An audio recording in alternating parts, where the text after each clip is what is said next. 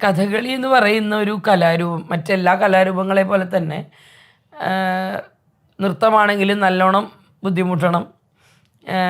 ഏത് കലാരൂപമാണെങ്കിലും ബുദ്ധിമുട്ടുണ്ട്. കഥകളിയിൽ കുറച്ചും കൂടിയും ശാരീരികമായ അധ്വാനം വളരെ അധികമുള്ളൊരു കലാരൂപമാണ്.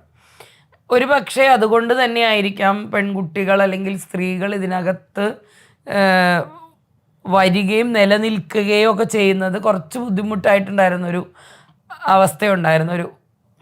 അവിടെ നിന്നും ഒരു സ്ഥാപനത്തിൽ പെൺകുട്ടികളെ പഠിപ്പിക്കുന്നുണ്ടായിരുന്നില്ല. അടുത്ത കാലത്താണ് കലാമണ്ഡലത്തിലേക്ക് പ്രൊഫഷണലായി കുട്ടികളെ പഠിപ്പിക്കാൻ തുടങ്ങിയത്. അപ്പോൾ അതുവരെ ഞങ്ങളെല്ലാവരും പ്രൈവറ്റായിട്ട്, അതായത് ഏതെങ്കിലും ഒരു ഗുരുനാഥൻ്റെ കീഴിൽ അഭ്യസിച്ച് തുടങ്ങിയിട്ട് അങ്ങനെ ഈ രംഗത്തേക്ക് വന്നവരാണ് അധികം. അപ്പോൾ ഒരു പുരുഷ കലാകാരൻ കിട്ടുന്ന അതേപോലത്തെ ശാരീരികമായ അധ്വാനമോ അല്ലെങ്കിൽ അവർക്ക് ലഭിക്കുന്ന കളരിയഭ്യാസമോ ഒന്നും ഞങ്ങളെ സംബന്ധിച്ചിടത്തോളം കിട്ടിയിട്ടില്ല.